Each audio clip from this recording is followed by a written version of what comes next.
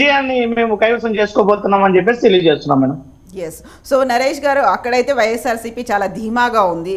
Other పార్టీస్కి చూసుకున్నట్టయితే Janasena TDP పరిస్థితి ఎలా ఉందండి? గతంలో ఉమ్మడి కార్యాచరణ అనౌన్స్ చేస్తామని చెప్పినటువంటి జనసేన టీడీపీ, ప్రశాంత్ కిషోర్ వచ్చిన తర్వాత ఆ పరిస్థితుల్లో మార్పు వచ్చిందంటారా? ఇక్కడ మనం ఏ రాజకీయ పార్టీ అయినా, ఏ రాజకీయ నాయకుడైనా కానీ ఆ అవకాశాలని అందిపుచ్చుకోవటంలో సక్సెస్ అవుతూ ఉంటారు. ఇక్కడ జనసేన అధినేత పవన్ కళ్యాణ్ గారు కంప్లీట్గా ఫెయిల్ అయ్యారు. ఎలా అంటే, చంద్రబాబు నాయుడు గారు జైలుకి వెళ్తే పవన్ కళ్యాణ్ గారు వచ్చి రోడ్డు మీద దొరలాడటం ఏంటో అర్థం కాలేదు. ఇంకొకటి, ఎప్పుడైతే చంద్రబాబు నాయుడు జైల్లో ఉండి పలకరించి పొత్తు తెలుగుదేశం పార్టీతోనే మేము 2024 ఎలక్షన్స్కి వెళ్ళబోతున్నామని ఎవరితోనూ చర్చించకుండా నిర్ణయం తీసుకోవడంలో కూడా తొందరపాటు చర్య అది. ఆ తొందరపాటు చర్య ఇప్పుడు ప్రతికూలంగా మారింది జనసేన పార్టీకి. ప్రశాంత్ కిషోర్ గారు గడిచిన 2-3 నెలల నుంచి లోకేష్ గారితో సత్సంబంధాలు కొనసాగిస్తున్నారు అని టాక్ వినిపిస్తుంది. ఆ భాగంలోనే ఫస్ట్ ప్రశాంత్ కిషోర్ గారి టార్గెట్ పవన్ కళ్యాణ్ గారికి ఎక్కువ సీట్లు ఇవ్వటం వల్ల మీకు నష్టం జరిగిద్ది అనే ఇన్ఫర్మేషన్ వాళ్ళకి ఇచ్చినట్టు ఒక చర్చ జరుగుతూ ఉంది.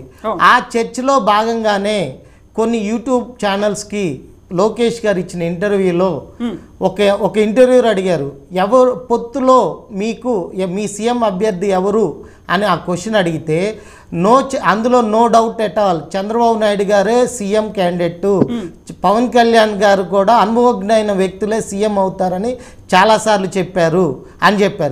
అదే పవన్ కళ్యాణ్ గారిని అడిగితే, మేము నేను చంద్రబాబు నాయుడు గారు కలిసి చర్చించుకొని ఒక నిర్ణయం తీసుకుంటాం సీఎం అభ్యర్థి ఎవరనేది.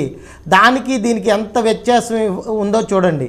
అంటే ఒక ప్లాన్డ్గా పవన్ కళ్యాణ్ గారిని తప్పించటం కోసం, పవన్ కళ్యాణ్ గారికి ఇచ్చే సీట్లు తగ్గించటం కోసం పవన్ కళ్యాణ్ గారిని యాచించే స్థితికి తీసుకొచ్చింది తెలుగుదేశం పార్టీ ప్యూర్గా జనసేన పార్టీతో మైండ్ గేమ్ ఆడుతుంది. ఆ మైండ్ గేమ్ భాగంలోనే తెలుగుదేశం తెలంగాణలో కంటెస్ట్ చేయకుండా పక్కొచ్చింది.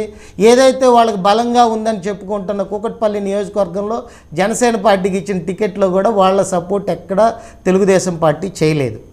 ఇంకొక యూట్యూబర్ ఛానల్లో కూడా మీ పొత్తులో ఉన్న పవన్ కళ్యాణ్ గారికి డిప్యూటీ సీఎం పదవైనా ఆఫర్ చేస్తారంటే దాన్ని కూడా తెలుగుదేశం పొలిట్ బ్యూరో నిర్ణయిస్తుంది అని లోకేష్ గారు చెప్తుండటం కూడా ప్రశాంత్ కిషోర్ గారి మైండ్ గేమ్లో ఒక భాగం మాత్రమే. అంటే చిన్నగా జనసేన పార్టీని శాసించే స్థాయి నుంచి యాచించే స్థాయికి తీసుకొచ్చి దాంట్లో తెలుగుదేశం పార్టీ సక్సెస్ అయింది.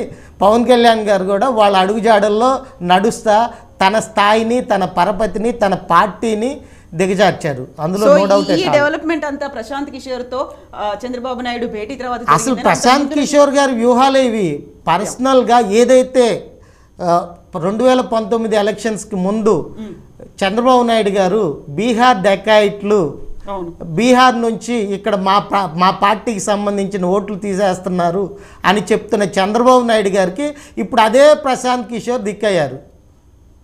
అసలు ప్రశాంత్ కిషోర్ గారు ఓన్లీ సోషల్ మీడియాని మ్యానిపులేట్ చేయగలడు, ఫాల్స్ని స్ప్రెడ్ చేస్తాడు అనేది ఎప్పటి నుంచో జరుగుతున్న టాక్ అది. సో మనతో పాటుగా జనసేన పార్టీ